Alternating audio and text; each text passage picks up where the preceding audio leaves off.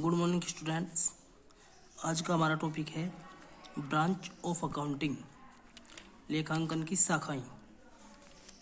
तो with the changing times following specialised branch of accounting have emerged to meet the change requirement.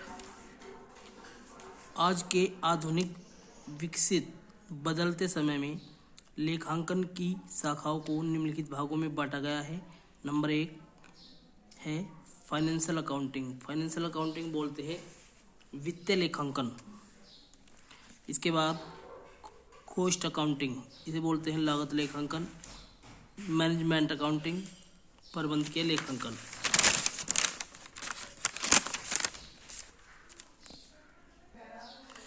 तो student, सबसे पहले है financial accounting. Financial accounting is that branch of accounting which records financial transaction and events, summarizes and interprets them before communicating the results to the users. वित्तीय लेखांकन लेखा विधि की वह शाखा है जो वित्तीय लेन देन तथा घटनाओं का लेखा जोखा रखती है तथा उपयोगकर्ताओं को किसी भी वस्तु का प्रयोग करने से पहले उसके बारे में अच्छी तरह से जानकारी देती है। उसे बोलते हैं फाइनेंशियल अकाउंटिंग, वित्तीय लेखांकन।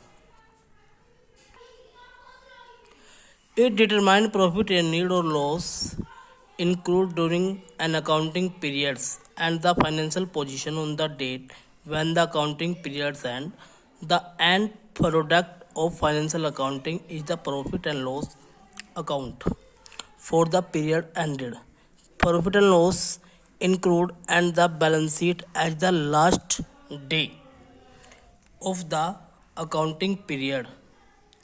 In short, financial accounting is confined to preparation of financial statement, the profit and loss account, and the balance sheet for the users of accounting information. वित्तीय लेखांकन लाभ का निर्धारण करता है और लाभ में होने वाले लेखा और लेखा अवधि में होने वाली हानि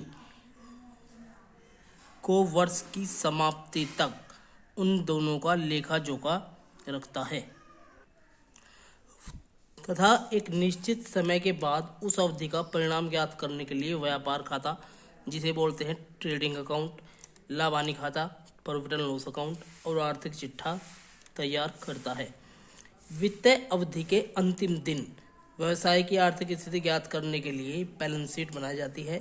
प्रत्येक व्यवसाय में लेखा रखे जाते हैं। इस प्रकार वित्तीय लेखा रखना और उनसे परिणाम ज्ञात करने की प्रक्रिया को ही फाइनेंशियल अकाउंटिंग, वित्तीय लेखांकन कहते हैं। इसके बाद है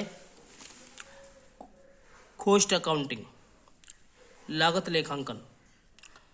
this branch of accounting is concerned with steering cost of products, operation, process or activities. It is that branch of accounting which deals with recording cost with the objective of ascertaining, reducing and controlling cost. लागत लेखांकन के द्वारा उत्पादन लागत ज्ञात की जाती है। उत्पादन लागत, यदि जब हम किसी भी वस्तु का उत्पादन करते हैं तो उसके उत्पादन करने में जितनी भी लागत आती है, कॉस्ट अकाउंटिंग के अंतर्गत लागत लेखांकन यानी कि किसी भी वस्तु की लागत ज्ञात की जाती है। लागत लेखों के द्वारा उत्पादन में विक्रय के सभी खर्चों का लेखा जोखा किया जाता है और उत्पादन में प्रति इकाई लागत तथा कुल उत्पादन की लागत भी ज्ञात की जाती है। प्रति इकाई उत्पादन लागत यानी कि यदि हमने 1000 कुर्सी बनाई है तो एक कुर्सी को बनाने में जितना भी खर्च होता है उसे बोलते हैं प्रति इकाई उत्पादन लागत। यदि कोई उत्पादक अनेक वस्तु का उत्पादन करता है तो वह लागत लेखांकन द्वारा प्रत्येक वस्तु की अलग अलग लागत भी ज्ञात कर सकता है और उनका विक्रय मूल्य भी आसानी से निर्धारित कर सकता है। लागत लेखांकन की सहायता से उत्पादक यह निर्णय लेता है कि किस वस्तु का उत्पादन बढ़ना चाहिए तथा किस वस्तु का उत्पादन घटना चाहिए। उसे जिस वस्तु से ज़्यादा प्रॉफिट होता है वह उसका उत्पादन बढ़ा देता है तथा जिस वस्तु से कम प्रॉफिट होता है वह उसका उत्पादन कम कर देता है। नंबर 3 है मैनेजमेंट अकाउंटिंग। मैनेजमेंट अकाउंटिंग को बोलते हैं प्रबंध के लेखांकन, किसी भी चीज़ का प्रबंध करना। Management accounting is the most recently developed branch of accounting. Management accounting जो है लेखा विधि की सबसे अच्छी और विकसित शाखा है। यह हमें निम्न जानकारी देती है, जैसे फंड्स, कॉस्ट और profit. As it is enables the management in decision making, we may say that management accounting.